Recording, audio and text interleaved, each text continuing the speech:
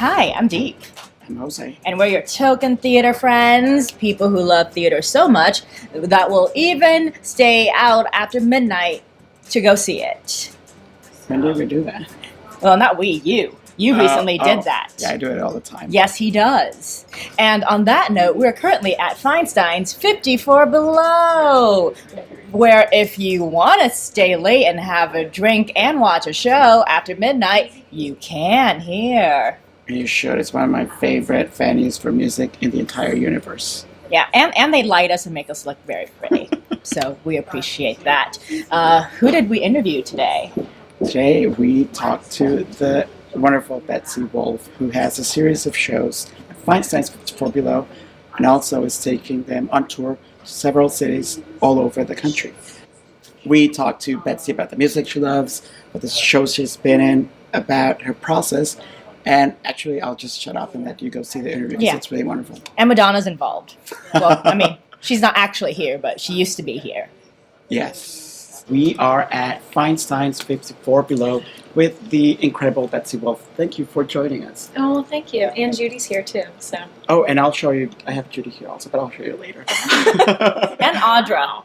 That's off camera. Okay. Yeah. All right. Cool. So you are very familiar to this venue, and you have a series of shows this week. So, what are you doing? Like, it sounds so exciting. What to have your am own I show. doing? That is such a great question. I often ask myself that every day, just in general. What am I doing?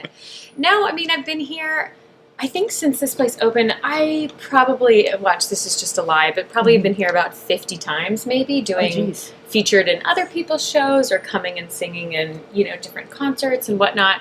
And, I always joke and say they've been so patient with me. They've probably asked 10 times for me to come and do a solo show. And I'm always usually like, well, after Falsettos, after Waitress, or whatever it is.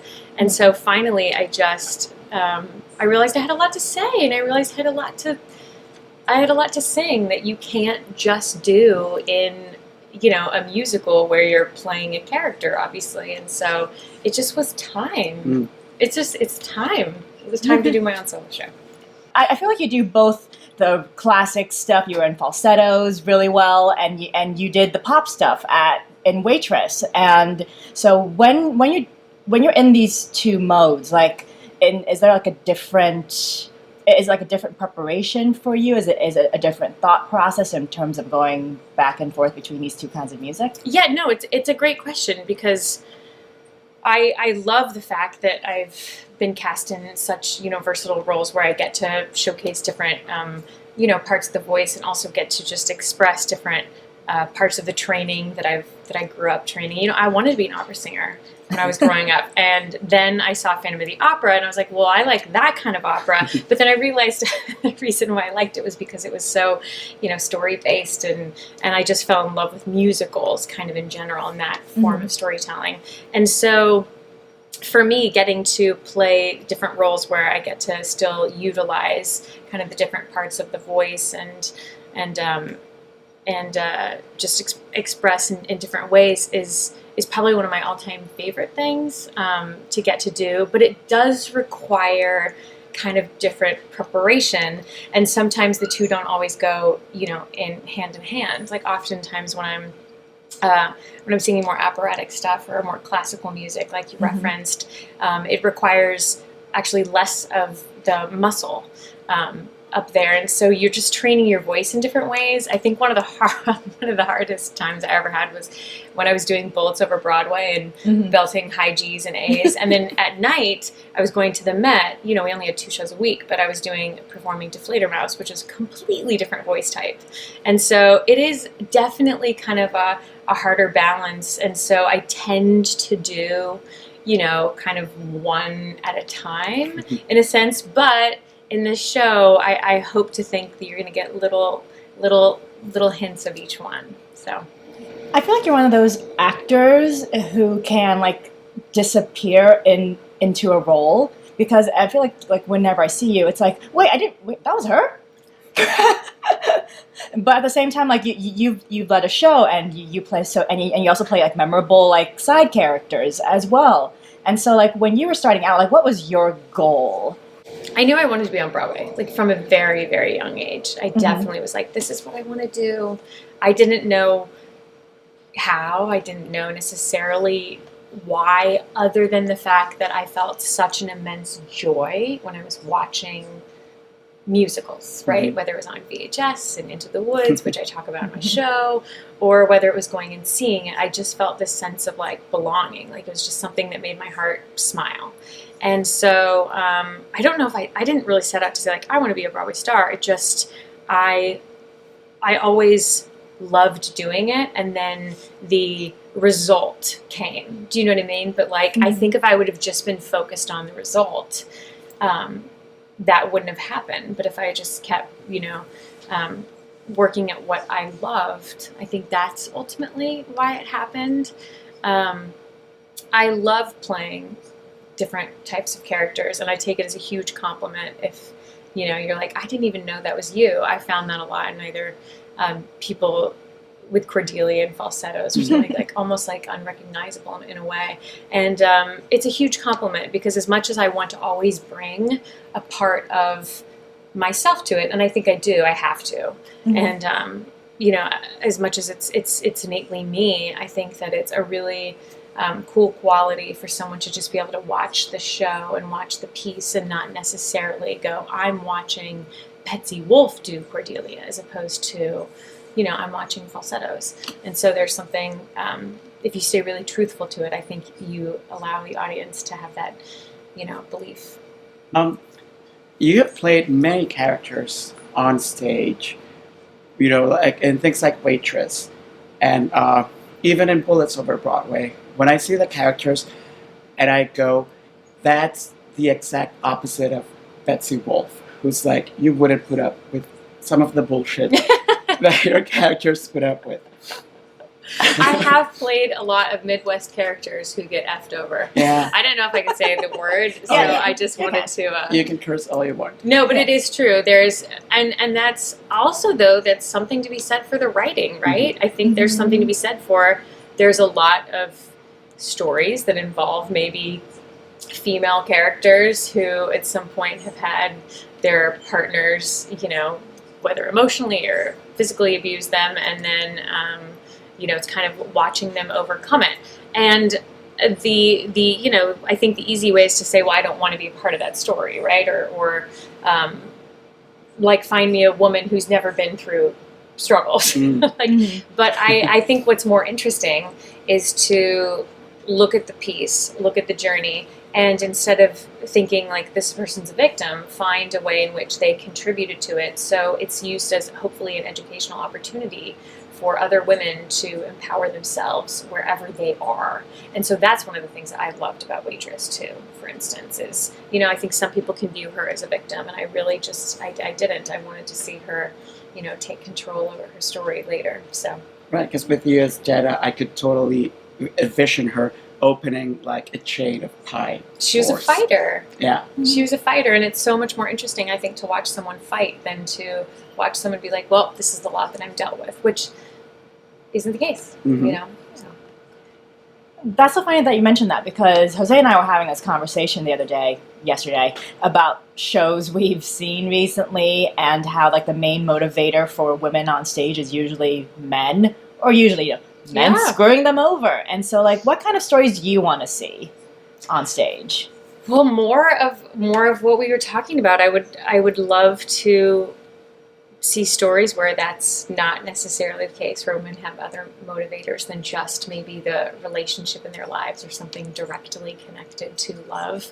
But I think we're doing a better job of it. I would like to say that I think the film industry is doing a better job. I think that the past couple years should say something about musical theater, and there's an indication of us moving forward and just dialing that clock to a little bit more, to include more diversity and be more inclusive and tell all different types of stories. And I think I think we're heading in the right direction. I have to think that. Right. No pressure, but like I think it was almost 3 years ago when you were about to do Pirates of Penzance at City Yes, Center. yes. We spoke, and you mentioned you were working on writing something and possibly directing. What? So I don't even know if I remember saying that. What? That is crazy. I think I meant writing my show. I think I like literally meant this. I'm pretty sure I like literally meant my cabaret. your cabaret. Show. Yes, Okay, wonderful. but I know there are a couple. There's a couple projects that I continually am working on, that don't necessarily see the light of the day yet. But I think I know what you're referring to. I think that writing has just been really healing in a way. I think that writing too allows me to say it allows me to understand more about myself too, and what stories I want to tell, and what I find is missing, or what motivates me. And so I hope that someday reaches a surface. But right now it's still very much there and in some form. So yeah. Can't wait to see it. Thanks. The very first time that I saw you on stage, and I think that was in Bullets, because I had just moved to New York. Oh wow, 2014. And I Yep. saw you on stage, and I was like, if anyone ever does a Madonna musical, that's their Madonna. I can honestly say to you, you are the first person that has ever told me that or compared me to Madonna. But you know what? I'm gonna take that and rock that. That is amazing. No one has ever told me that before. But if you, I love it. Yeah, I mean, I pray to the theater god so it happens someday. But if you were able to, I'd have to start going to the gym so much more. Like I would have to just completely change my whole lifestyle. I'm on it. Let's do it. Yes. Let's bring the gun show. I also remember a few years ago, I think, on the Hollywood, the Blacklist, the top screenplay was a Madonna biopic. So I'm on the lookout now. Yeah. All right, so many ideas. But if you were able to bring the life of a hero of yours that you love, either to a musical or to a film, who would it be, and whose story would you like more of us to know about? So I'm sure if I thought about this more, I would come up with some other names. But the name that popped immediately into my head was Ava Cassidy, because I'm singing one of her songs and songs that she covered, and I just think she was one of the most talented singers of all time, whose life was cut super short, and wasn't even famous until unfortunately after her death.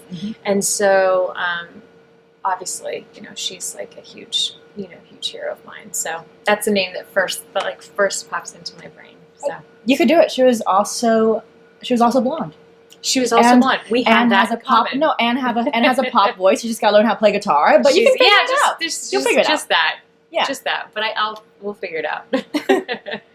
Thank you so much for Thank joining us. you. We like to invite Thank people you. all over the country to go to your That's shows. true. Yes. March 6, 7, 8, 9. And hopefully we'll have some other cities announced soon for you. So Thank you, Betsy. thank you. Did you know, Jose, that Feinstein's 54 Below used to be a recording studio, and Madonna used to record down here? So this means this is like a place for pilgrimage, basically, for Yes. Madonna fans. Basically, you would be breathing the same air she did back Oh, then. wow. I know. Because I know right? she was hanging out all the time at the club, Studio 54. But so Madonna's everywhere in the city. Madonna is everywhere in New York City. And I'll keep crossing my fingers so that Madonna Betsy Wolfe musical happens at some point. Or the Betsy Wolfe Eva Cassidy musical. Madonna first. What's the musical about a female legend that you want to see right now? I mean, the Cher show, it's already open. I might as well go see it. Well, thank you for watching. And if you want more of Token Theater Friends, be sure to subscribe to our podcast, where not only do we interview people, we also review shows. And this week, we ranted about Scott Rudin and To Kill a Mockingbird. If you like us, be sure to subscribe on all of your devices and leave a comment if you have suggestions for who we should talk to or ideas for things we should do or shows that we should see. Thank you so much for watching, and remember, theater's more fun when you take a friend, especially if you're gonna stay out late. Bye.